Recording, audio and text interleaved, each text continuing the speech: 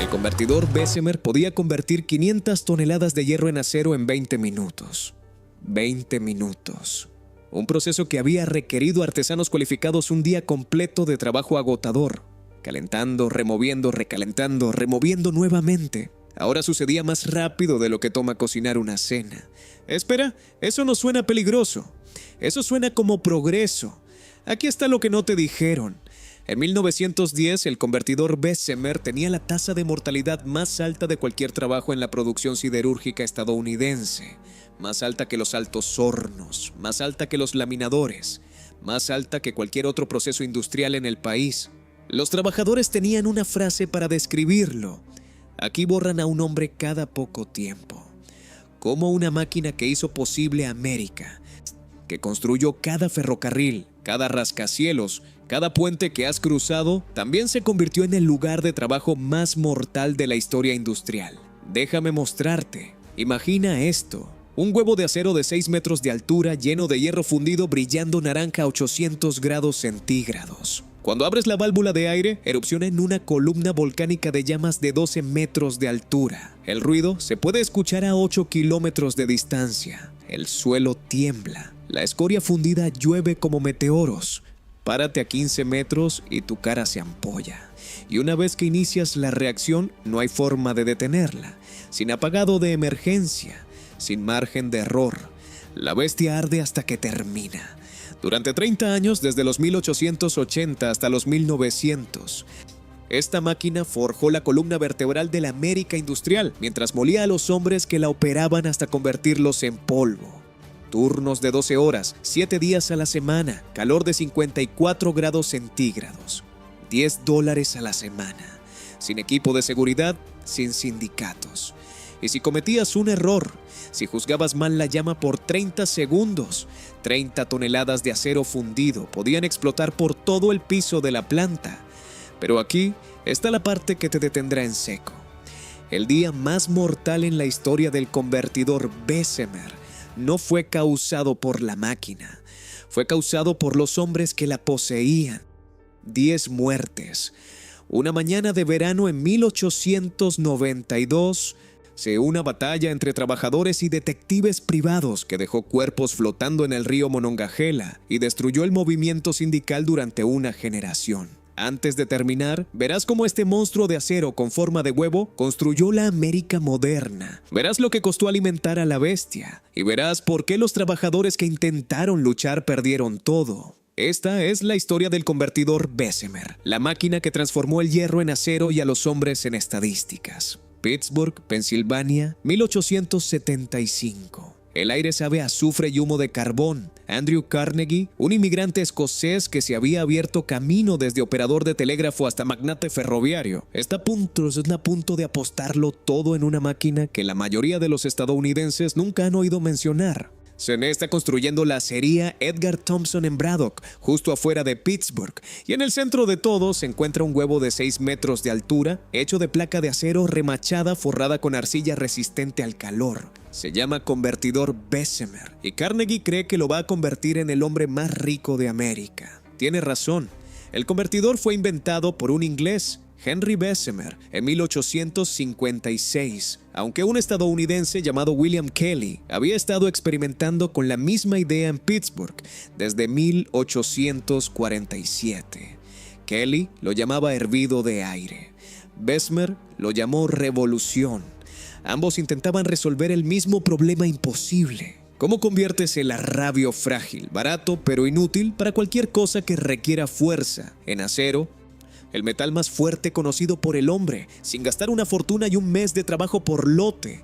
Antes de Bessemer, hacer acero era un oficio artesanal. Los pudeladores cualificados calentaban hierro en pequeños crisoles, lo removían a mano, lo recalentaban, lo removían de nuevo durante días. Tomaba 24 horas de trabajo agotador producir una sola tonelada de hierro forjado. El acero, el material bueno con el contenido de carbono justo, costaba una fortuna y tomaba aún más tiempo. Era un material de lujo, lo usabas para hojas de cuchillos y resortes de relojes, no para puentes. El problema era el carbono. El hierro tenía demasiado carbono, eso lo hacía frágil. pero eliminar el carbono requería calor, tiempo y músculo. El método antiguo no podía escalar. América explotaba hacia el oeste, y los ferrocarriles perforaban montañas y cruzaban praderas. Las ciudades se elevaban hacia el cielo. El país necesitaba acero, océanos de él, barato, rápido, y los métodos antiguos no podían entregarlo. Entra el convertidor Bessemer. Carnegie conoció a Henry Bessemer durante un viaje a Inglaterra en 1873. Lo que vio en ese taller de Sheffield lo cambió todo.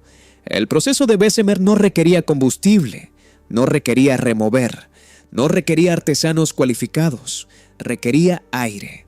Aire frío soplado a través de hierro fundido a una presión de 1.4 a 2.5 kilogramos por centímetro cuadrado. El oxígeno en el aire se combinaría con el carbono, el silicio y el manganeso en el arrabio y los quemaría en una violenta reacción química autosostenida. La oxidación producía tanto calor que el hierro permanecía fundido. No se necesitaba combustible externo. Todo el proceso, de principio a fin, tomaba de 10 a 20 minutos. Lo que había tomado a 100 hombres un día completo, ahora tomaba a una sola máquina 20 minutos. Carnegie regresó a Pensilvania y construyó su primera planta Bessemer en Braddock en 1875. Otros hombres del acero siguieron. Para 1883, los convertidores Bessemer estadounidenses procesaban 1.500.000 toneladas de acero por año, el 88% de todo el acero producido en Estados Unidos. El país había entrado en lo que los periódicos llamaban la era del acero, pero nadie estaba preparado para cómo se veía cuando la bestia despertaba. La primera vez que probaron el convertidor de Carnegie en Edgar Thomson, los trabajadores retrocedieron y observaron el huevo de 6 metros inclinarse de lado, mientras el arrabio fundido brillando naranja a 800 grados se vertía a través de la boca en la parte superior. Luego el convertidor giró de vuelta a la posición vertical. Un ingeniero abrió una válvula. El aire comprimido gritó a través de tuberías hacia abajo a través de los muñones huecos que sostenían el recipiente, dentro de la caja de viento en la parte inferior, y luego hacia arriba, a través de una docena de agujeros pequeños llamados toberas, boquillas perforadas en la base del revestimiento de arcilla del convertidor. Durante unos segundos, nada. Luego la superficie del hierro fundido comenzó a temblar. Se formaron burbujas. El aire se abría paso hacia arriba a través de 500 toneladas de metal líquido y el oxígeno estaba encontrando las impurezas, carbono, silicio, manganeso y desgarrándolas. La reacción pasó de 0 a cataclismo en menos de un minuto.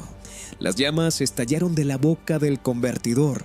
No llamas pequeñas, una columna rugiente y retorcida de fuego blanco y naranja de 12 metros de altura, lanzando chispas y escoria fundida en todas direcciones. El suelo tembló. El ruido, un aullido y rechinar como un tren de carga atrapado dentro de un tambor, se podía escuchar a kilómetros de distancia. Los testigos dijeron que parecía la boca de un volcán. El propio Henry Bessemer, observando su primera prueba en Inglaterra años antes, escribió que el convertidor se convirtió en un verdadero volcán en estado de erupción activa. La escoria fundida llovía sobre los techos de zinc cercanos. Nadie podía acercarse, nadie podía apagarlo. La bestia tenía que quemarse por sí misma. Durante 10 a 20 minutos el convertidor gritaba. Los trabajadores observaban el color de la llama. Así era como sabías cuándo había terminado. La llama cambiaría de blanco brillante a naranja más apagado a medida que el carbono se quemaba. Cuando el color era correcto, cerrabas el aire. Agregabas de vuelta una cantidad medida de carbono y manganeso para crear el grado de acero deseado. E inclinabas todo el recipiente para verter el acero líquido en cucharones esperando. El público nunca había visto algo así. Cuando corrió la voz de que la planta de Carnegie estaba operativa, las multitudes se reunieron fuera de la planta de Braddock por la noche para ver el cielo iluminarse. Los periódicos lo llamaron el proceso industrial más espectacular jamás presenciado. Un reportero escribió: «Es hermoso y terrible a la vez, como ver el nacimiento de un nuevo mundo». Pero esa belleza venía con un costo del que nadie quería hablar todavía. Porque mientras el convertidor podía hacer en 20 minutos lo que había tomado a artesanos cualificados un día completo, exigía algo que los métodos antiguos nunca habían requerido: velocidad, calor, y proximidad constante a una máquina que no tenía interruptor de apagado una vez que comenzaba. Y los hombres pagaban el precio.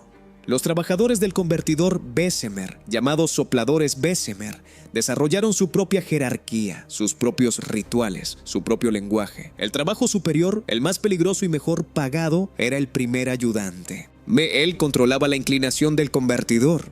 Decidía cuándo verter el hierro fundido, cuándo iniciar el soplado, cuándo detenerlo. Observaba la llama como un sacerdote leyendo augurios. El color le decía todo. Demasiado blanco y el acero sería quebradizo, demasiado carbono restante, demasiado naranja y sería débil, no suficiente carbono. Tenía que juzgar el momento exacto, y ese juicio venía de años de experiencia, de observar miles de soplos, de memorizar cómo la llama se comportaba con diferentes grados de hierro. Debajo del primer ayudante estaba el segundo ayudante, quien manejaba las válvulas de aire y monitoreaba los instrumentos. Luego venían los cargadores, quienes vertían el hierro fundido desde los cubilotes, los hornos que derretían el arrabio crudo. Y en el nivel más bajo, los hombres de los cucharones, quienes manipulaban los recipientes masivos que recibían el acero terminado. Cada posición tenía sus propios peligros específicos. Los cargadores enfrentaban hierro fundido salpicando si vertían demasiado rápido. Los hombres de los cucharones trabajaban directamente debajo de 30 toneladas de acero líquido suspendido por cadenas que podían romperse sin previo aviso. Pero el primer ayudante, él enfrentaba el dragón directamente, parado a solo 3 metros de la boca del convertidor mientras escupía fuego. La temperatura ambiente alrededor de un convertidor en pleno soplado superaba los 54 grados centígrados. Más cerca, donde los primeros ayudantes tenían que estar, alcanzaba los 65-70 grados. No había equipo de protección. Los hombres trabajaban con camisas de algodón que se quemaban regularmente por las chispas, pantalones que se carbonizaban por la exposición constante al calor radiante. Sus caras se curtían como cuero, la piel permanentemente enrojecida y ampollada. Muchos quedaban parcial o totalmente ciegos después de años de mirar directamente a las llamas. La luz era tan intensa que dañaba permanentemente sus retinas. No había gafas de seguridad. No había pantallas faciales, nada que bloqueara la radiación infrarroja y ultravioleta que salía del metal fundido. El ruido era igualmente destructivo. Ese rugido constante durante cada soplado, multiplicado por docenas de soplados por turno. Turnos de 12 horas, 7 días a la semana. Los trabajadores del convertidor quedaban sordos, no gradualmente, sino rápidamente. En 5 años, un hombre podía perder la mayor parte de su audición. En 10, muchos eran funcionalmente sordos. Las plantas siderúrgicas eran tan ruidosas que los trabajadores desarrollaron su propio lenguaje de señales con las manos para comunicarse. Palabras habladas eran inútiles cuando el convertidor estaba soplando. Los accidentes eran constantes, predecibles y tratados como costos operativos inevitables. Un revestimiento de arcilla que se agrietaba durante el soplado podía permitir que el hierro fundido se filtrara a través del caparazón de acero, debilitándolo hasta que fallara catastróficamente. Cuando eso sucedía, 500 toneladas de hierro fundido se derramaban en el piso de la planta en segundos. Cualquiera en el camino moría instantáneamente, no por el impacto, sino por el calor, a 800 grados, pues el hierro fundido no necesita tocarte para matarte. El aire a tu alrededor se sobrecalienta, tus pulmones se cocinan, mueres hirviendo desde adentro. Las cadenas que sostenían los cucharones se rompían regularmente. Acero de mala calidad, fatiga del metal por el calor constante, mantenimiento inadecuado porque el tiempo de inactividad costaba dinero. Cuando una cadena se rompía, 30 toneladas de acero fundido caían desde 3 metros de altura. La explosión al impacto enviaba metal fundido salpicando en todas direcciones en un radio de 15 metros. Los hombres tenían una fracción de segundo para correr, y correr era inútil si estabas dentro de ese radio. El metal fundido viaja más rápido de lo que puedes sprintar. Morías donde estabas parado, cubierto en acero líquido que se solidificaba en segundos, creando una tumba de metal alrededor de tu cuerpo. Los equipos de limpieza tenían que romper esas formaciones con martillos neumáticos para recuperar los cuerpos, o lo que quedaba de ellos. Las explosiones de vapor eran otro peligro constante. Si cualquier agua, incluso humedad de una herramienta o sudor de la ropa de un trabajador, entraba en contacto con el hierro fundido, se convertía instantáneamente en vapor. La expansión era explosiva, lanzando hierro fundido hacia arriba y hacia afuera como una bomba. Esto significaba que todo cerca del convertidor tenía que estar absolutamente seco, una imposibilidad en plantas que usaban agua para enfriamiento y donde los hombres sudaban litros durante cada turno. Las explosiones de vapor mataban regularmente. Esto usualmente a los trabajadores más nuevos que no conocían todos los lugares donde el agua podía esconderse. Andrew Carnegie construyó su imperio entendiendo dos cosas que sus competidores no captaban completamente. Primero, que la producción en masa requería estandarización absoluta. Segundo, que los trabajadores eran el costo más fácil de comprimir. Su filosofía, que él llamaba conducción dura, significaba presión constante para producir más acero más rápido con menos hombres. Cada planta Carnegie tenía hojas de costos detalladas que rastreaban cada aspecto de la producción hasta el último centavo. Sabía exactamente cuánto costaba cada tonelada de acero, qué porcentaje era mano de obra, qué porcentaje era materiales, qué porcentaje era mantenimiento, y cada mes exigía que esos costos bajaran. No sugería, no recomendaba, exigía. Los gerentes que no podían reducir costos eran reemplazados. Los que podían eran recompensados con bonificaciones y promociones. La forma más fácil de reducir costos era acelerar la producción sin aumentar la nómina.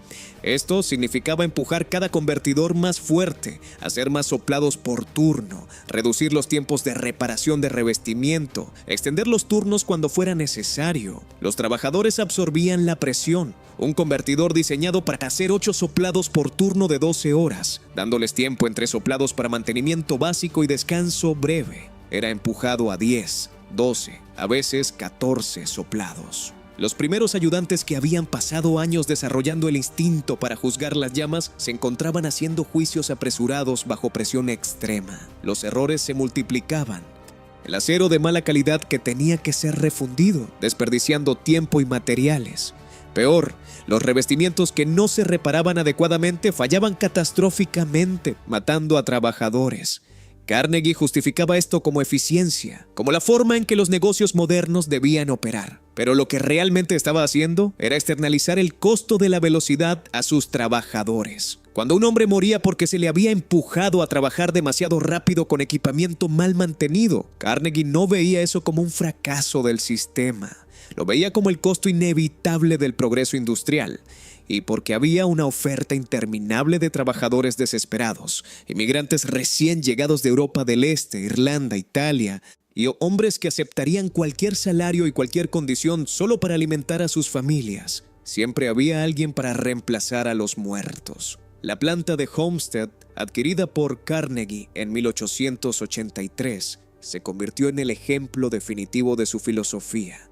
Era masiva, empleando a más de 3.800 trabajadores en su apogeo, con convertidores Bessemer, hornos de hogar abierto, laminadores, todo bajo un techo. Carnegie instaló a Henry Clay Frick como gerente, un hombre conocido por su despiadada eficiencia y hostilidad absoluta hacia los sindicatos. Frick entendía la conducción dura perfectamente. Bajo su gestión, Homestead se convirtió en la planta de acero más rentable en América y también en una de las más mortales. Los trabajadores de Homestead tenían un dicho: Homestead es un buen lugar para ganar dinero si no te importa perder tu vida. La Amalgamated Association of Iron and Steel Workers había organizado con éxito Homestead en 1889, negociando un contrato que establecía escalas salariales basadas en el precio del acero. Cuando los precios del acero subían, los salarios subían. Parecía justo, pero Carnegie odiaba el acuerdo porque ataba sus costos de mano de obra a las fluctuaciones del mercado. Más fundamentalmente, odiaba que los trabajadores tuvieran cualquier poder de negociación. En su mente, él era el genio empresarial que había construido el imperio del acero. Los trabajadores eran simplemente manos que seguían órdenes. No deberían tener voz en cómo se administraba el negocio. Cuando el contrato llegó a su renovación en 1892, Carnegie decidió romper el sindicato. No negociaría, no haría compromisos, destruiría la Amalgamated completamente o vendería Homestead. Frick recibió instrucciones simples: hacer lo que fuera necesario. Frick comenzó construyendo una valla de madera de 3,5 metros de altura alrededor de todo el complejo de Homestead, con agujeros de observación a intervalos regulares y alambre de púas en la parte superior. Los trabajadores la llamaron Fort Frick. Luego, el 1 de julio de 1892, Frick cerró la planta y declaró que ya no reconocería al sindicato. Los trabajadores que quisieran regresar tendrían que firmar contratos individuales aceptando salarios más bajos y sin representación sindical. La Amalgamated respondió declarando una huelga. 3,000 trabajadores abandonaron, estableciendo piquetes alrededor de la planta para evitar que rompehuelgas entraran. Frick esperaba esto.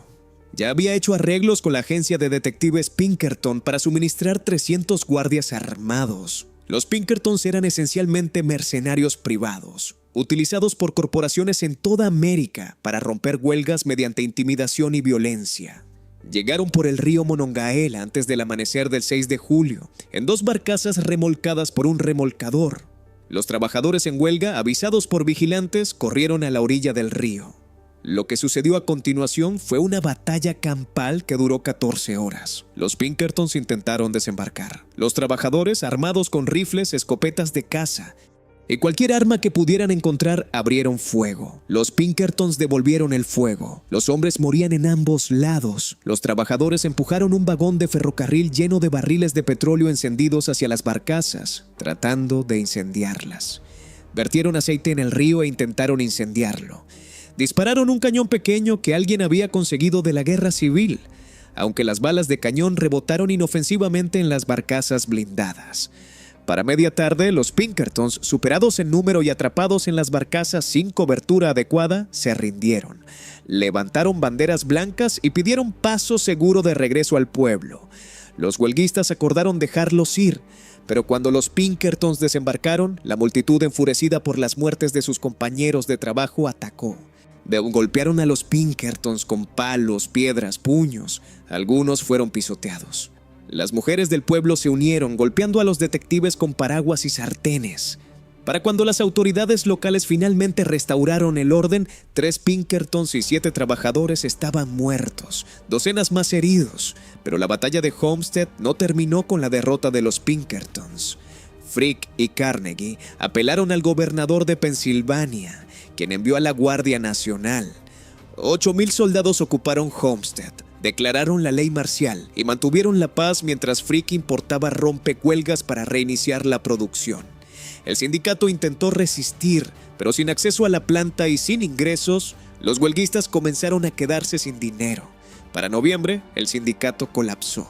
Los trabajadores, hambrientos y desesperados, firmaron los contratos individuales de Frick y regresaron al trabajo bajo los términos de la compañía. La Amalgamated Association fue destruida, no solo en Homestead, sino en toda la industria del acero. Otras compañías siderúrgicas vieron lo que Carnegie había hecho y siguieron su ejemplo. Los sindicatos fueron expulsados de planta tras planta. Los salarios cayeron, las condiciones empeoraron. Y nadie podía protestar porque protestar significaba perder tu trabajo y ser incluido en listas negras de la industria. La batalla de Homestead demostró algo que los industriales habían sospechado pero no estaban seguros. Podían usar violencia con impunidad.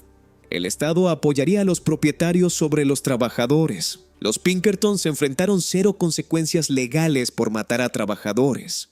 Frick y Carnegie no enfrentaron cargos. El mensaje era claro. Los trabajadores no tenían derechos reales.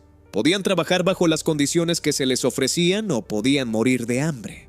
Y si intentaban organizarse, serían aplastados con fuerza armada. Esta victoria del capital sobre el trabajo moldeó la industria del acero durante generaciones. Las condiciones que habían sido malas antes de Homestead se volvieron peores después.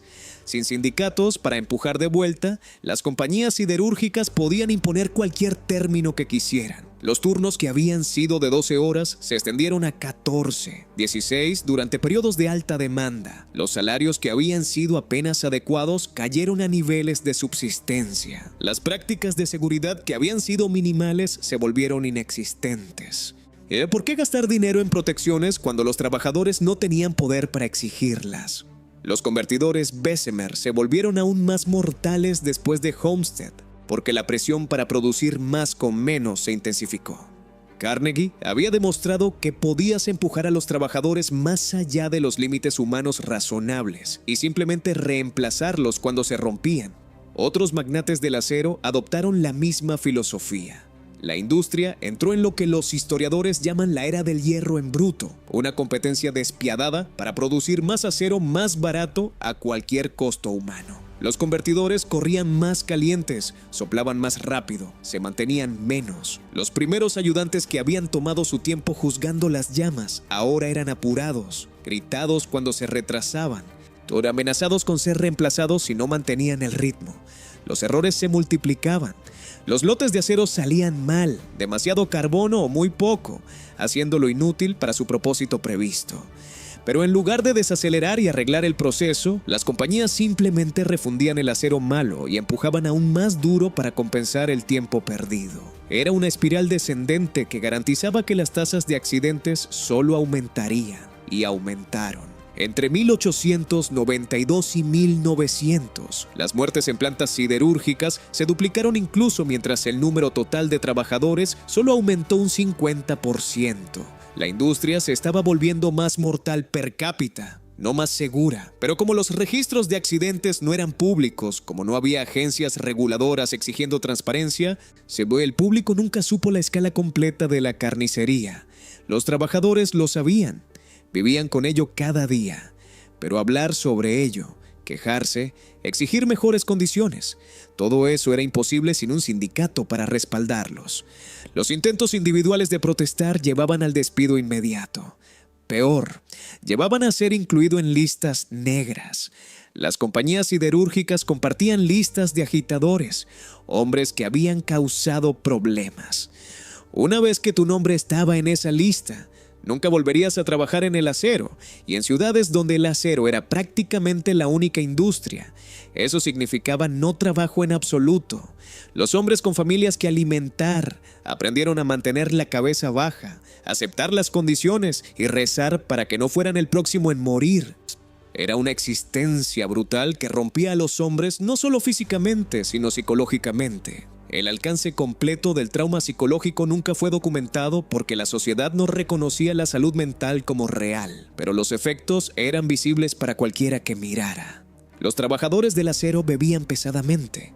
Las tasas de alcoholismo en ciudades siderúrgicas eran el doble del promedio nacional. El abuso doméstico era rampante, hombres destrozados por el trabajo descargando su rabia en sus familias. Las tasas de suicidio eran altas, aunque a menudo se encubrían como accidentes, porque el suicidio llevaba estigma social y negaba a las familias compensaciones de seguros. Los hombres que pasaban décadas trabajando en los convertidores desarrollaban lo que hoy reconoceríamos como trastorno de estrés postraumático.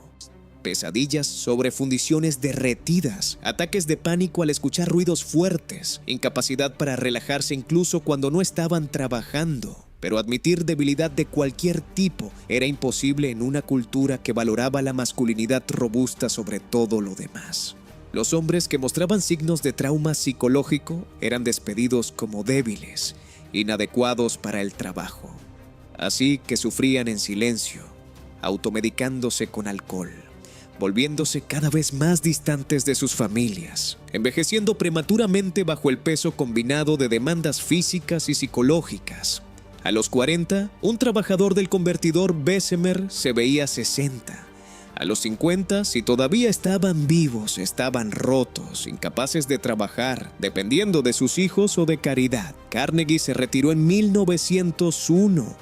Vendiendo su imperio de acero a J.P. Morgan por $480 millones, convirtiéndolo en el hombre más rico del mundo. Pasó el resto de su vida dando dinero a causas filantrópicas, construyendo bibliotecas, financiando educación, tratando de comprar su camino a la inmortalidad como benefactor de la humanidad. Escribió ensayos sobre el evangelio de la riqueza, argumentando que los ricos tenían la responsabilidad de usar su dinero para mejorar la sociedad. Nunca mencionó a los hombres que habían hecho posible su riqueza. Nunca habló de las muertes en sus plantas, los salarios de hambre que había pagado, los sindicatos que había aplastado. En su mente, él era el héroe de la historia, el genio empresarial que había construido una industria. Los trabajadores eran simplemente parte del trasfondo, intercambiables y olvidables. Esta es la narrativa que persistió durante generaciones, la que todavía se enseña en muchas escuelas hoy. Andrew Carnegie, el capitán de la industria que elevó a América a la prominencia industrial. Lo que se omite es que lo hizo sobre las espaldas rotas y los cuerpos quemados de miles de trabajadores que nunca tuvieron opción en el asunto. Los convertidores Bessemer continuaron operando en las plantas de West Steel, la corporación formada por la compra de Morgan de las operaciones de Carnegie durante 2 décadas más. La tecnología seguía siendo la forma más rápida de producir acero en masa, aunque surgieron problemas de control de calidad. El proceso Bessemer no podía producir los grados de acero de alta calidad necesarios para aplicaciones cada vez más sofisticadas. Los ingenieros no podían ajustar la composición del acero durante el soplado. Una vez que comenzaba la reacción, se ejecutaba hasta el final sin posibilidad de modificación. Esto significaba que cualquier variación en la calidad del arrabio de entrada resultaba en variaciones en el acero de salida. Para rieles de ferrocarril y vigas de construcción, esto era aceptable. Para engranajes de precisión, placas de armadura y componentes de maquinaria, no lo era. El horno de hogar abierto, introducido en los años 1860, pero refinado durante los 1890 y 1900, ofrecía algo que el convertidor Bessemer nunca podría: control. El proceso de hogar abierto tomaba más tiempo, 6 horas en lugar de 20 minutos, pero permitía a los químicos e ingenieros ajustar la composición del acero durante la fundición. Podías agregar acero de desecho, podías afinar el contenido de carbono, podías producir grados más altos de acero con calidad más consistente. Y críticamente, podías detener el proceso si algo salía mal, algo imposible con un convertidor Bessemer. Una vez que comenzaba el soplado, la bestia ardía hasta que terminaba. No había apagado de emergencia, no había pausa, no había forma de corregir errores. Carnegie mismo vio el cambio venir. Para 1890, su planta de Homestead estaba operando 16 hornos de hogar abierto junto a los convertidores Bessemer. Cada horno producía 40 toneladas de acero cada 6 horas. Cuando Carnegie ordenó una actualización tecnológica, no titubeó. Arrancó los convertidores Bessemer, todavía funcionales, todavía rentables, e instaló más capacidad de hogar abierto. Los costos a corto plazo no eran objeto. La eficiencia lo era todo. Para los años 1930, el convertidor Bessemer era obsoleto. El último convertidor Bessemer operado comercialmente en Estados Unidos, una unidad de 10 toneladas construida en 1930 en la compañía A.M. Byers en Ambridge, Pensilvania, se cerró en 1968. Ahora se encuentra en Pittsburgh como un marcador histórico, una reliquia de acero de 6 metros de la máquina que construyó la América industrial. Pero lo que esa máquina logró fue específico y cuantificable. En 1840, Estados Unidos tenía 5.350 kilómetros de vía férrea. Para 1860, había 49.200 kilómetros, suficientes para dar la vuelta al mundo. Para 1900, después de 2 décadas de producción de rieles de acero Bessemer, había suficiente riel de acero tendido en América para dar la vuelta a la Tierra 10 veces. Cada kilómetro de esa vía era acero Bessemer, más fuerte que el hierro, más barato que el hierro forjado, durando 18 años en lugar de 2. Los rieles de hierro se agrietaban bajo el peso de una locomotora en meses. Los rieles de acero podían soportar el golpeteo durante casi 2 décadas. Los ferrocarriles entretejieron el país. Mercancías, personas, correo, información, todo se movía más rápido. El tiempo de viaje de Nueva York a Washington cayó de 5 días en diligencia a 1 día en tren. Sería el ferrocarril transcontinental completado en 1869. Conectó el Atlántico con el Pacífico. Ciudades como Chicago, Kansas City y Denver explotaron de pueblos fronterizos a centros industriales, porque los trenes podían alcanzarlas. La inmigración aumentó cuando los barcos de vapor trajeron a millones a Ellis Island y los trenes los llevaron tierra adentro. La sociedad experimentó lo que los historiadores llaman compresión espacio-temporal. A medida que el tiempo de viaje disminuyó, la distancia se volvió sin sentido. El oeste se abrió. América se convirtió en una potencia continental porque los rieles de acero lo hicieron posible. Y no fueron solo ferrocarriles. El acero de los convertidores Bessemer construyó el puente de Brooklyn, ya completado en 1883 después de 14 años de construcción. El ingeniero jefe Washington Roebling no quería usar acero Bessemer, luchó contra ello. Quería acero de crisol, el material caro hecho a mano en el que se había confiado durante generaciones. Pero el propio Andrew Carnegie presionó por Bessemer, argumentando que era lo suficientemente fuerte y mucho más barato. Roebling cedió y se preocupó por ello durante años después. Se equivocó al preocuparse. El puente resistió. Todavía resiste. El acero Bessemer demostró su valía bajo el peso de la historia. El acero Bessemer construyó los primeros rascacielos. El edificio Home Insurance en Chicago en 1885. El primer rascacielos con estructura de acero. Construyó el edificio Flatiron en Nueva York. Construyó el edificio Woolworth, que se mantuvo como el edificio más alto del mundo desde 1913 hasta 1930. Antes de los marcos de acero, los edificios estaban limitados por la resistencia de sus paredes de mampostería. Después del acero, el único límite era la ambición. Construyó los buques de guerra de la Gran Flota Blanca. Construyó las placas de armadura para acorazados y las calderas para locomotoras. Construyó los engranajes, los ejes, la maquinaria industrial que impulsó fábricas en todo el país. Carnegie Steel solo, para 1900, producía más acero que todo el Imperio Británico. El niño de Escocia, que había comenzado como operador de telégrafo, era ahora el hombre más rico de América, produciendo el 25% del acero del mundo. Antes de Bessemer, el acero costaba 40 libras esterlinas por tonelada. Después de Bessemer, costaba 7. De repente, puentes y rascacielos no solo eran factibles, eran asequibles. El horizonte cambió, el paisaje cambió. América se construyó sobre acero Bessemer, pero el costo fue específico y cuantificable también. En el condado de Allegheny, Pensilvania, hogar de Pittsburgh y el corazón de la producción siderúrgica estadounidense, una encuesta realizada de julio de 1906 a junio de 1907 encontró que 526 trabajadores murieron en accidentes laborales en un solo año. 195 de ellos eran trabajadores del acero. Eso es un condado, un año. Y esos son solo las muertes registradas oficialmente. Lesiones que no resultaron en muerte no contadas. Enfermedades pulmonares por polvo de sílice no rastreadas. Hombres que envejecieron a los 40. Sus cuerpos destruidos por el calor, los turnos y el esfuerzo se convirtieron en estadísticas en informes de pobreza, no en registros de seguridad industrial. No había sensores para detener el convertidor si algo salía mal, sin apagados automáticos, sin regulaciones OSHA, porque OSHA no existiría hasta 1970. El único sistema de seguridad era el instinto del operador, y 12 horas en un turno, el instinto fallaba. En 1910, un estudio encontró que el proceso Bessemer tenía la tasa de mortalidad más alta de cualquier porción de la industria del acero. En 1915, un ejecutivo de acero admitió que los métodos de producción modernos, incluido el convertidor Bessemer, habían convertido el trabajo en altos hornos en una ocupación muy peligrosa, donde antes había sido relativamente segura.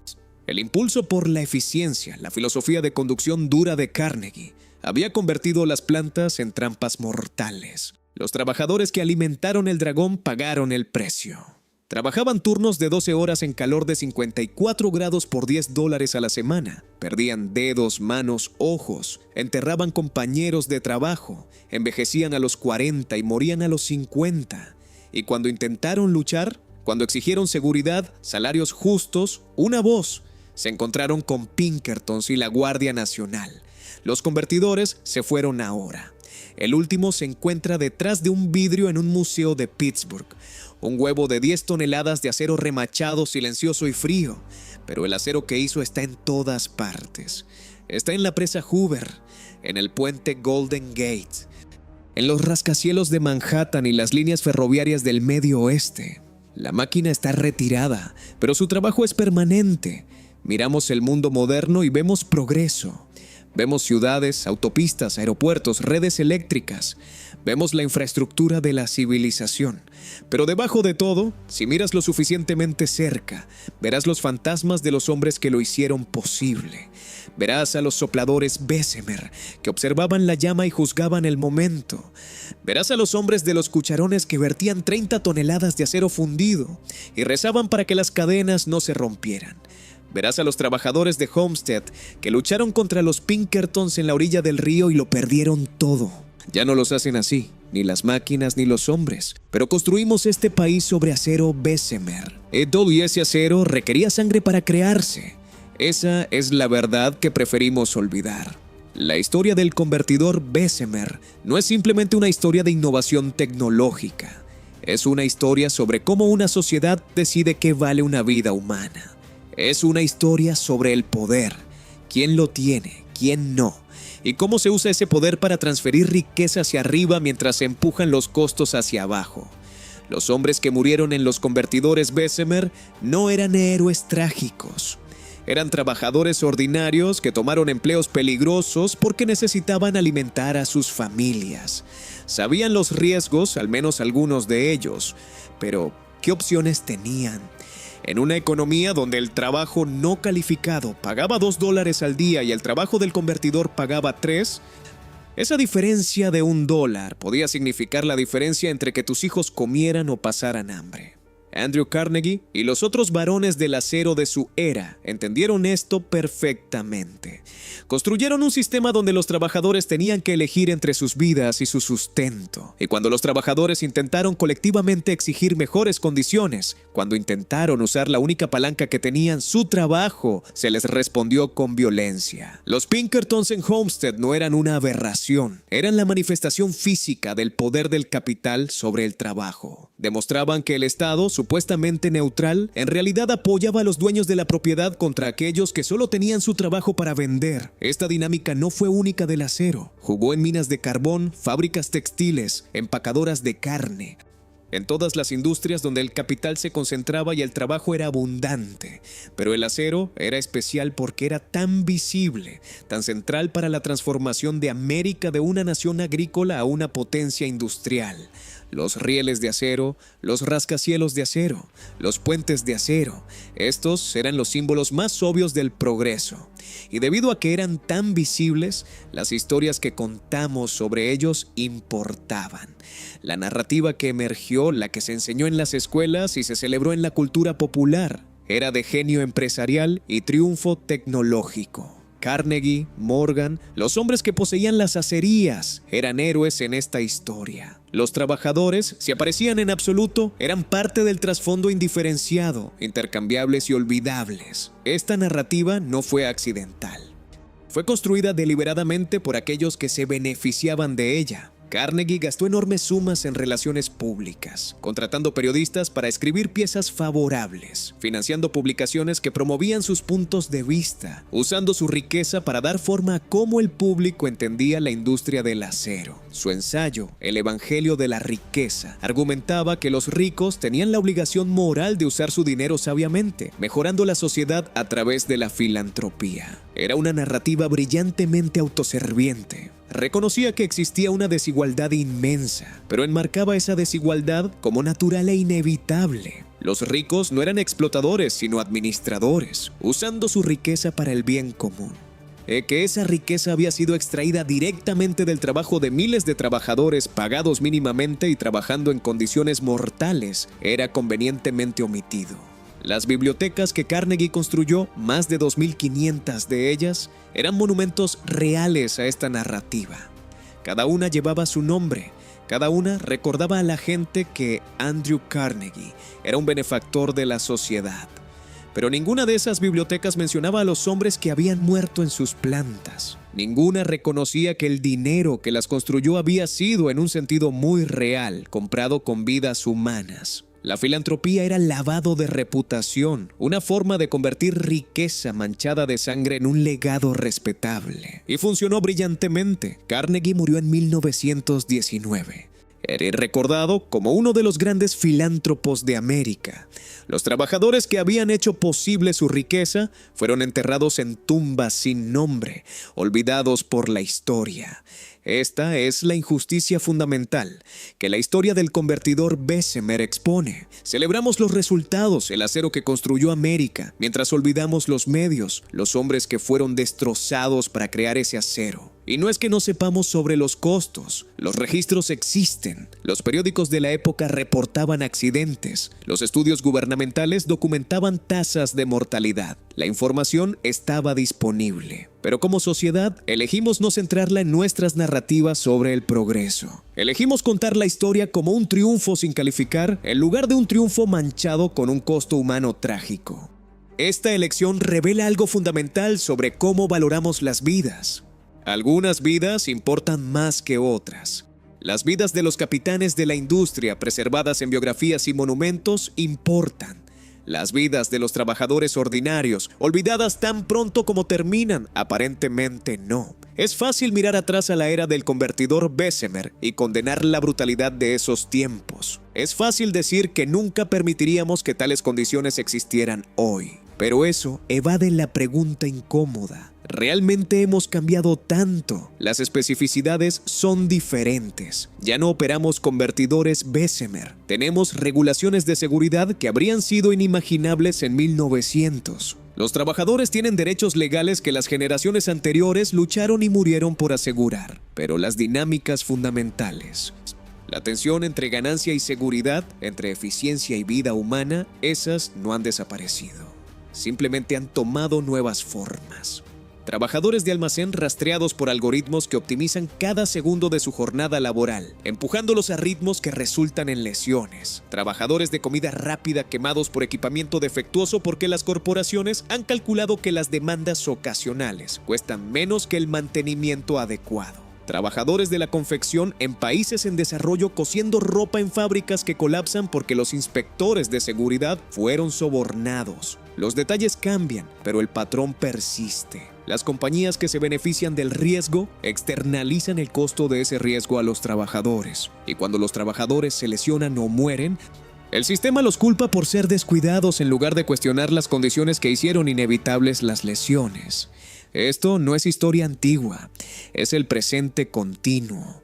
El convertidor Bessemer es obsoleto, pero las lecciones que debería enseñarnos siguen siendo urgentemente relevantes. Cuando priorizamos la eficiencia sobre la seguridad, cuando tratamos las vidas humanas como externalidades en lugar de consideraciones centrales, cuando permitimos que aquellos que se benefician del riesgo eviten pagar sus consecuencias, creamos sistemas que inevitablemente matan personas. Y cuando esas muertes suceden, cuando las investigaciones culpan a las víctimas en lugar de a los sistemas, cuando la compensación es inadecuada y la responsabilidad se elude, permitimos que esos sistemas continúen matando. Hemos mejorado, las leyes son mejores, la aplicación es más fuerte. Los trabajadores tienen más protecciones, pero la vigilancia es eterna porque las presiones económicas que crearon los mortales convertidores Bessemer nunca desaparecieron. Solo requieren regulación constante, aplicación constante, demandas constantes de que el beneficio no triunfe sobre la vida humana. La transición del convertidor Bessemer al horno de hogar abierto y luego al proceso básico de oxígeno en los años 1950 no fue impulsada por preocupaciones de seguridad, fue impulsada por economía y calidad. El proceso de hogar abierto producía mejor acero. El proceso básico de oxígeno producía acero aún más rápido que el Bessemer, sin sacrificar el control de calidad. Las compañías siderúrgicas cambiaron porque los nuevos métodos eran más rentables, no porque fueran más seguros. Que también resultaron ser más seguros fue esencialmente un efecto secundario accidental. Esto revela algo importante sobre cómo funciona el progreso industrial. La seguridad rara vez impulsa la innovación tecnológica. El beneficio lo hace. Las nuevas tecnologías que resultan ser más seguras son adoptadas no porque sean más seguras, sino porque son más rentables. Solo cuando las regulaciones hacen que la inseguridad sea costosa, las compañías invierten en seguridad por sí misma. Este es el argumento para una regulación fuerte y aplicada. Sin ella, el mercado optimiza para ganancias a corto plazo, ignorando costos sociales a largo plazo. Los convertidores Bessemer eran rentables precisamente porque externalizaban sus costos reales. El costo de reemplazar trabajadores muertos era menor que el costo de hacer la operación genuinamente segura.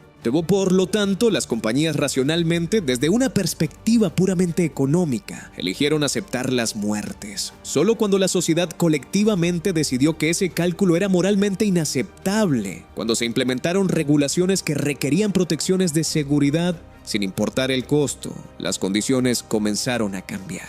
Pero ese cambio requirió décadas de activismo, huelgas, exposiciones periodísticas y ocasionalmente tragedias tan grandes que no podían ignorarse. La Triangle Shirtwaist Factory Fire en 1911, donde 146 trabajadoras de confección murieron porque los propietarios habían bloqueado las salidas de emergencia, finalmente forzó reformas de seguridad en Nueva York. La masacre de Ludlow en 1914, donde la Guardia Nacional de Colorado ametralló a mineros de carbón en huelga y sus familias, matando a 2 docenas de personas, incluyendo 11 niños. Finalmente, generó indignación nacional sobre las condiciones en las minas. Tomó cuerpos apilados, tragedias innegables que hacían imposible mirar hacia otro lado, para forzar cambios que deberían haber sido obvios décadas antes. El convertidor Bessemer nunca tuvo su momento Triangle Shirtwaist. Nunca hubo un solo evento catastrófico que matara a suficientes personas simultáneamente para forzar reformas. Las muertes fueron regulares pero espaciadas, 1 o 2 trabajadores a la vez, fáciles de ignorar individualmente incluso cuando se acumulaban en miles colectivamente. Esta es una de las formas en que las industrias peligrosas evitan la rendición de cuentas. Si las muertes están lo suficientemente dispersas, si nunca hay un solo evento dramático, el público nunca se moviliza para exigir cambios. Cada muerte individual puede ser enmarcada como un accidente único, una tragedia, pero no un problema sistémico. Solo cuando miras el patrón agregado durante años o décadas, la verdad se vuelve innegable. Pero para entonces, la atención pública ha pasado a otros temas. Los muertos están enterrados y olvidados, y la industria continúa operando esencialmente sin cambios. Esta es la razón por la cual mantener registros completos y transparentes de accidentes es tan importante. Sin datos, los patrones son invisibles. Sin visibilidad, no hay presión pública para el cambio. Y sin presión pública, las compañías racionalmente continúan priorizando las ganancias sobre la seguridad. Las primeras leyes que requerían que las compañías reportaran accidentes laborales a las agencias gubernamentales se aprobaron alrededor de 1910, décadas después de que la industria del acero hubiera matado a miles. Y incluso entonces, los reportes eran voluntarios o pobremente aplicados. Las compañías simplemente no reportaban accidentes o los clasificaban erróneamente para que parecieran menos graves de lo que eran. Un hombre que perdía un brazo en un convertidor Bessemer podía ser reportado como teniendo una lesión menor en la extremidad. Un hombre que moría semanas después de quemaduras podía ser clasificado como muriendo de complicaciones médicas, en lugar de un accidente laboral. La manipulación estadística permitía que la industria pareciera más segura de lo que era, retrasando reformas que podrían haber salvado vidas. Solo con la creación de OSHA en 1970, Estados Unidos finalmente tuvo una agencia federal con el poder real de inspeccionar lugares de trabajo, imponer estándares de seguridad y multar a las compañías por violaciones. Pero incluso OSHA fue y sigue siendo crónicamente subfinanciada, con muy pocos inspectores para cubrir millones de lugares de trabajo. Y las multas por violaciones de seguridad son a menudo triviales comparadas con las ganancias que las compañías obtienen al ignorar la seguridad. Una multa de $10,000 por una violación que ahorra $100,000 en actualizaciones de seguridad no es un desincentivo, es un costo de hacer negocios. La regulación efectiva requiere no solo leyes, sino aplicación con dientes suficientes para hacer que el cumplimiento sea más barato que la violación.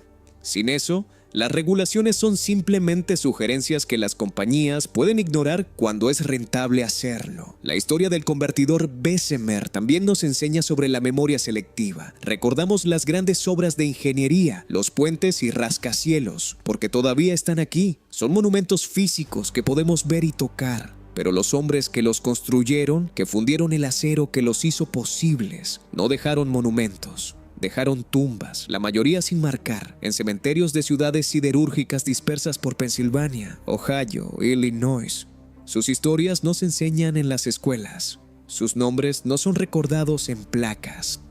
La historia ha decidido que importaron menos que las estructuras que ayudaron a crear.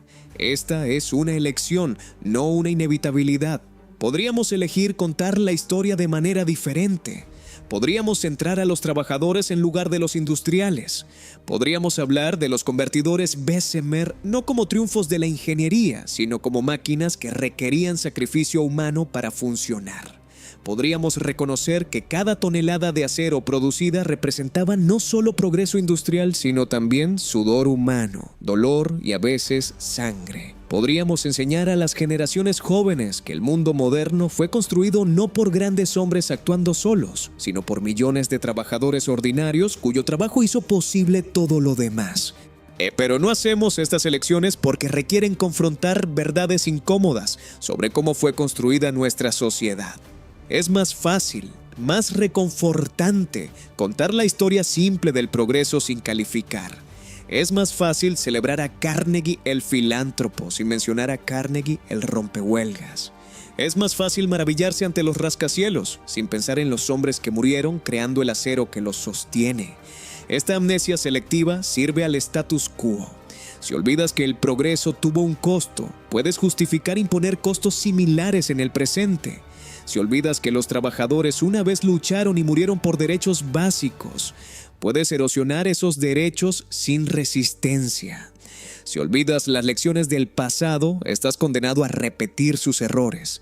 Y estamos repitiendo esos errores en formas nuevas todo el tiempo. El convertidor Bessemer en sí está muerto. Pero la lógica que lo hizo mortal, la lógica de que la eficiencia triunfa sobre la seguridad, de que las ganancias importan más que las personas, esa lógica está viva y bien. Solo tenemos que mirar a nuestro alrededor para verla operando. Cada vez que una compañía lucha contra regulaciones de seguridad argumentando que son demasiado costosas, cada vez que un accidente laboral es culpado en error humano en lugar de condiciones sistémicas. Cada vez que los trabajadores lesionados o muertos son tratados como externalidades en lugar de tragedias evitables. La lógica del convertidor Bessemer está en juego, y al igual que entonces, las víctimas toman desproporcionadamente los vulnerables. Inmigrantes, personas de color, los pobres, o sea cualquiera sin poder económico o político para exigir mejores condiciones. Los patrones persisten porque las estructuras de poder que los crearon persisten. El capital todavía tiene más influencia que el trabajo.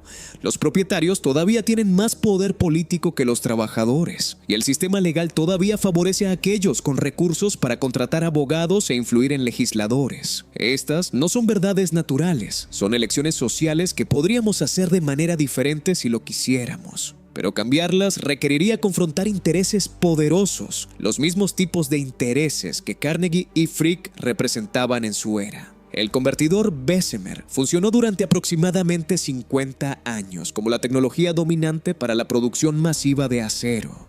50 años durante los cuales transformó completamente la economía y la sociedad estadounidenses. 50 años durante los cuales mató o lesionó a miles de trabajadores.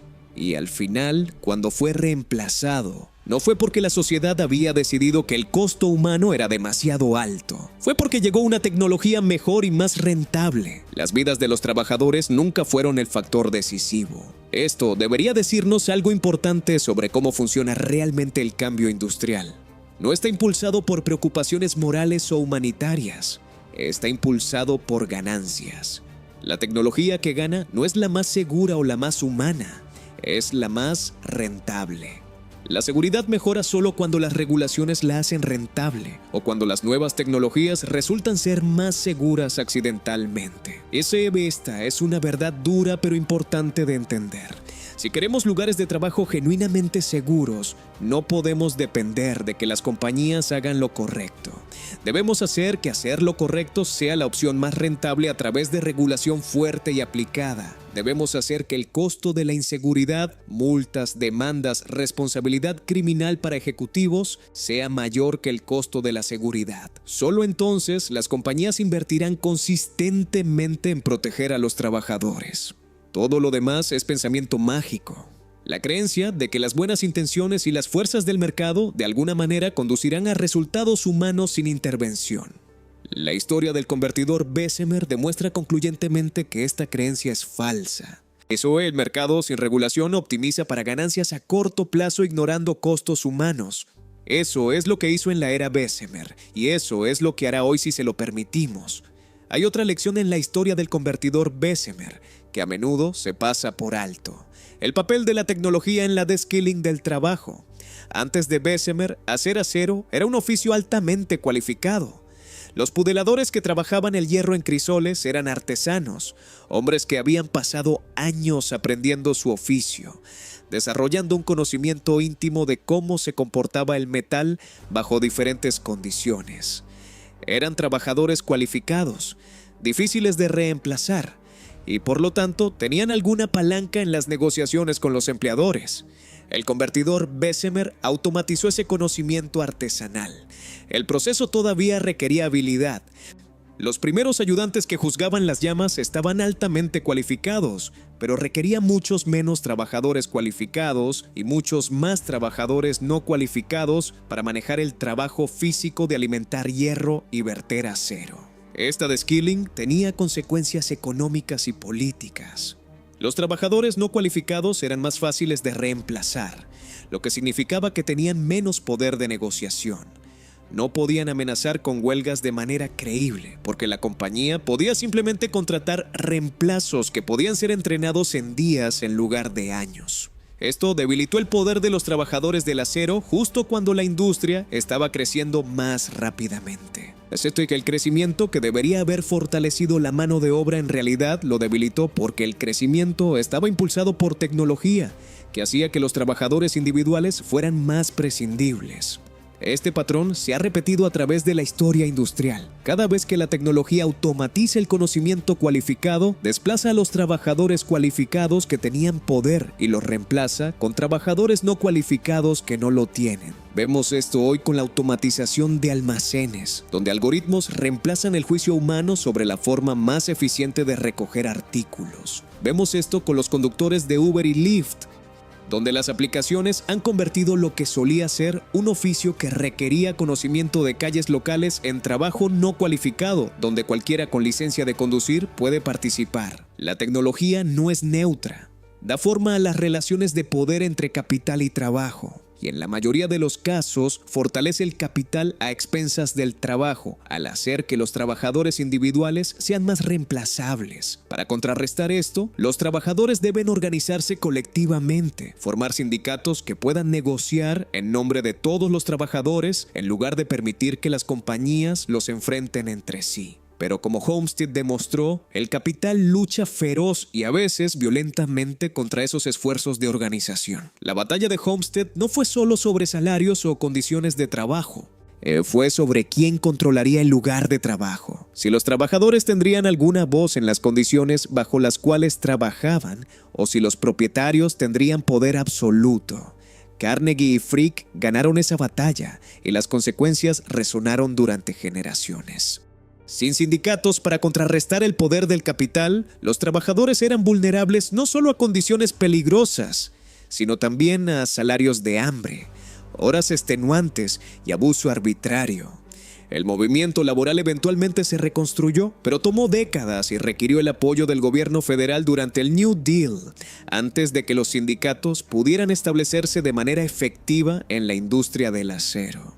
Y incluso entonces, las compañías lucharon contra ellos en cada paso, costos de usando cada táctica legal y a veces ilegal para debilitar el poder de los sindicatos. Hoy, la tasa de sindicalización en Estados Unidos está en su punto más bajo en más de un siglo. Menos del 7% de los trabajadores del sector privado pertenecen a sindicatos. Esto no es accidental, es el resultado de décadas de políticas antisindicales, leyes que hacen difícil organizar, decisiones judiciales que debilitan el poder de los sindicatos y esfuerzos corporativos sostenidos para evitar la sindicalización. El resultado es que los trabajadores hoy tienen menos poder de negociación que en cualquier momento desde antes del New Deal. Y sorpresa, la desigualdad de ingresos está en su punto más alto desde la Gilded Age, la era de Carnegie y Rockefeller. Estos hechos están conectados. Excepto cuando los trabajadores no pueden negociar colectivamente, su parte de las ganancias de productividad disminuye. Las ganancias van al capital en lugar del trabajo. Y la desigualdad crece. El convertidor Bessemer ayudó a crear esta dinámica al deskilling del trabajo del acero, justo cuando la industria estaba creciendo explosivamente. Permitió que las compañías se expandieran rápidamente sin depender de una fuerza laboral cualificada que podría exigir salarios más altos. Y cuando los trabajadores intentaron organizarse para recuperar algo de poder, fueron aplastados de manera decisiva en Homestead. El mensaje resonó en toda la industria estadounidense. Los trabajadores que intentaban organizarse podían esperar violencia, y durante décadas después de Homestead, eso es exactamente lo que obtuvieron. Matanzas en minas de carbón, o masacres en huelgas textiles, golpizas de organizadores en campos agrícolas. El patrón se repitió una y otra vez. El progreso laboral en América fue comprado con sangre, no porque los trabajadores fueran violentos, sino porque el capital respondió a las demandas laborales con violencia y el Estado apoyó al capital. Comprender esta historia es esencial para entender el presente. Cuando los políticos argumentan hoy que los sindicatos son obsoletos o perjudiciales para la economía, están haciendo eco de argumentos que Carnegie y Frick hicieron en los 1890. Cuando las compañías luchan contra los aumentos del salario mínimo argumentando que causarán pérdidas de empleos, están usando la misma lógica que los varones del acero usaron para justificar pagar a los trabajadores salarios de hambre. Cuando los ejecutivos corporativos argumentan que las regulaciones de seguridad son onerosas e innecesarias, están repitiendo argumentos que la industria del acero hizo sobre las protecciones que eventualmente redujeron las tasas de accidentes. Estos argumentos no eran ciertos entonces y no son ciertos ahora, pero siguen siendo efectivos porque tocan ansiedades económicas reales. La gente teme perder sus empleos, incluso si esos empleos son mal pagados y peligrosos, porque los empleos son cómo sobreviven en una economía de mercado. Las compañías explotan ese miedo, argumentando que cualquier regulación que aumente costos pondrá en peligro empleos. Es chantaje económico, pero funciona porque los trabajadores no tienen alternativa. Sin una red de seguridad social fuerte, sin atención médica universal, sin educación asequible, los trabajadores dependen totalmente de sus empleadores para las necesidades básicas. Esa dependencia les da a los empleadores inmenso poder para dictar términos. El convertidor Bessemer operaba en una era antes de que existieran estas redes de seguridad, cuando la inseguridad económica de los trabajadores era incluso mayor que hoy. Los hombres que trabajaban en los convertidores sabían que eran máquinas mortales. Sabían que compañeros de trabajo morían regularmente, pero trabajaban allí de todos modos porque las alternativas, agricultura de subsistencia, hambre absoluta, eran peores. Esa no es una elección libre. Es coerción disfrazada de voluntariedad. La filosofía moral de Andrew Carnegie, articulada en su Evangelio de la Riqueza, intentaba justificar esta coerción al argumentar que la desigualdad era natural y beneficiosa. Los exitosos, argumentaba, demostraban su superioridad a través de su éxito. Por lo tanto, era apropiado que controlaran la riqueza de la sociedad, pero tenían la obligación de usar esa riqueza sabiamente, mejorando la sociedad a través de la filantropía. Era darwinismo social envuelto en lenguaje moral, una justificación para la brutal competencia que enriquecía a unos pocos mientras destrozaba a muchos. Y era profundamente egoísta, permitiendo que Carnegie se viera a sí mismo como un benefactor mientras pagaba a sus trabajadores salarios de hambre y se negaba a implementar protecciones de seguridad básicas. Las bibliotecas que construyó eran monumentos a su generosidad. Los hombres que murieron en sus plantas eran aparentemente irrelevantes para su legado. Esta disonancia, la capacidad de verse a sí mismo como moral mientras se comporta de maneras objetivamente destructivas, es posible solo a través de una narrativa cuidadosamente construida que centra ciertos hechos mientras ignora a otros. Carnegie podía verse a sí mismo como generoso porque se enfocaba en sus donaciones caritativas, mientras ignoraba cómo se había ganado ese dinero. Podía verse a sí mismo como un campeón del progreso porque se enfocaba en el acero que sus plantas producían, mientras ignoraba las condiciones bajo las cuales era producido. Todos hacemos esto hasta cierto punto, enfocándonos en los aspectos de nuestras vidas que nos hacen sentir bien mientras minimizamos o ignoramos aquellos que no lo hacen. Pero cuando lo haces a escala industrial, cuando construyes una filosofía completa que justifica causar inmenso sufrimiento mientras te presentas como virtuoso, eso es algo más. Es maldad disfrazada de bondad. El convertidor Bessemer hizo posible esta autoengañosa. Aceleraba la producción tanto que podías enfocarte en la salida, las toneladas de acero producidas, mientras ignorabas las entradas, los hombres consumidos en el proceso. Los números eran lo suficientemente grandes como para ser abstractos. Miles de toneladas de acero, cientos de millas de riel, docenas de rascacielos. Estas eran logros cuantificables que podías señalar con orgullo. Los hombres que murieron eran individuos, cada uno con nombre y rostro e historia, pero se perdían en las estadísticas agregadas. 526 muertes laborales en el condado de Allegheny en un año. Eso es solo un número. No ves los rostros, no escuchas las historias, no sientes la pérdida. Es fácil ignorar un número, es mucho más difícil ignorar a una persona. Por eso, las compañías prefieren hablar en términos estadísticos. Y por eso, los activistas siempre intentan personalizar, contar las historias individuales detrás de los números. Thomas Wickham no murió en Homestead, murió en un aserradero en Frankfurt, Virginia Occidental, como discutimos en una historia diferente. Pero hubo miles como él en las plantas de acero. Hombres cuyos nombres no conocemos, cuyas historias no se registraron, que murieron alimentando al convertidor Bessemer. Cada uno era un individuo con una vida completa, relaciones, esperanzas, sueños. Cada uno dejó atrás a la familia, amigos, comunidades que los extrañaban. Pero para Carnegie y los otros varones del acero, esto eran simplemente costos operativos, líneas en una hoja de cálculo, estadísticas en informes anuales. Esta deshumanización no fue accidental, fue necesaria para que el sistema funcionara. No puedes construir un imperio industrial sobre cadáveres si ves a cada trabajador muerto como un ser humano completo. Tienes que abstraer, convertirlos en números para mantener tu cordura y tu sentido de virtud. El convertidor Bessemer está muerto ahora, reemplazado por tecnología que hace mejor acero más barato más rápidamente. La máquina en sí es historia, pero las preguntas que plantea siguen siendo urgentemente relevantes. ¿Cuánto progreso vale una vida humana? ¿Quién decide qué riesgos son aceptables?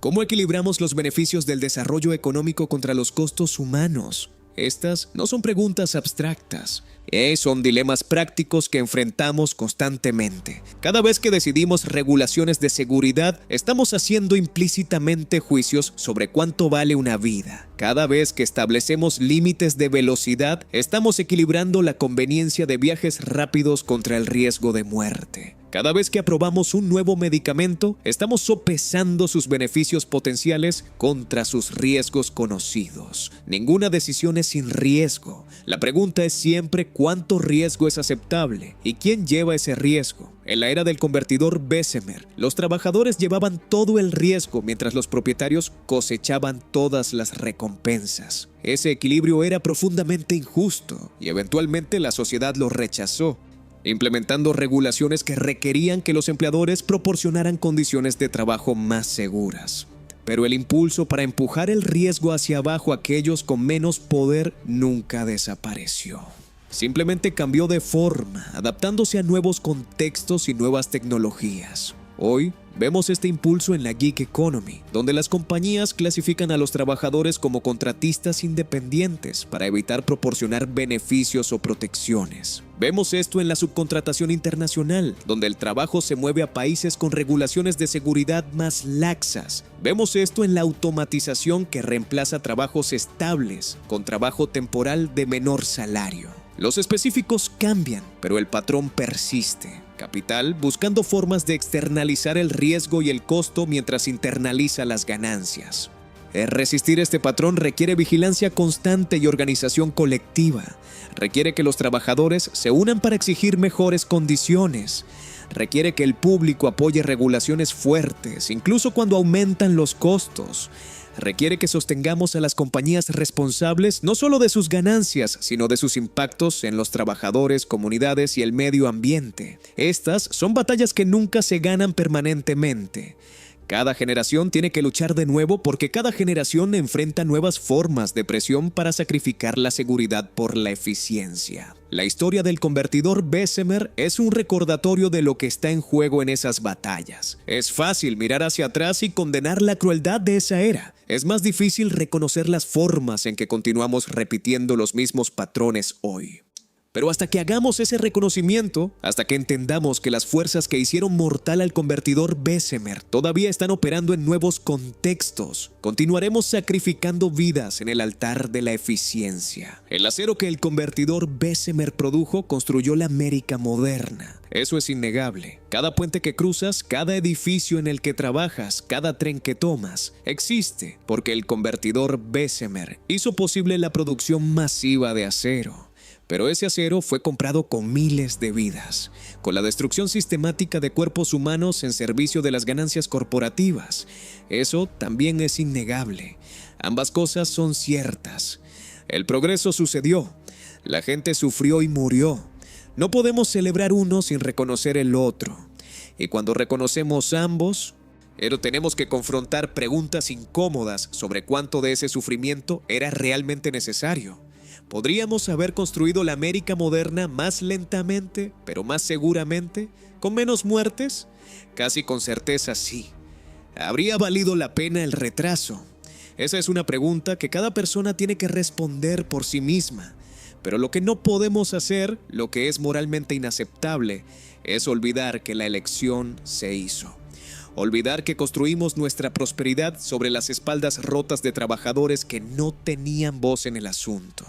Olvidar que los varones del acero que se hicieron obscenamente ricos lo hicieron al externalizar los costos de la producción a los trabajadores que mataron. Olvidar que cuando los trabajadores intentaron organizarse para exigir mejores condiciones, fueron aplastados con violencia privada respaldada por el poder del Estado. Estas no son desafortunadas notas al pie en una narrativa de otro modo inspiradora de progreso. Son centrales para entender cómo fue realmente construida América. Y hasta que hagamos esa historia central en lugar de periférica, hasta que enseñemos a las generaciones jóvenes que el progreso siempre tiene un costo y que debemos elegir conscientemente quién lleva ese costo, continuaremos repitiendo los mismos errores. El convertidor Bessemer era una maravilla de ingeniería. Convertía hierro en acero más rápido de lo que nadie había creído posible. Hizo posibles cosas que habían sido fantasías. Transformó naciones. Pero también era una máquina mortal que consumía vidas humanas como combustible. Ambas cosas eran ciertas simultáneamente.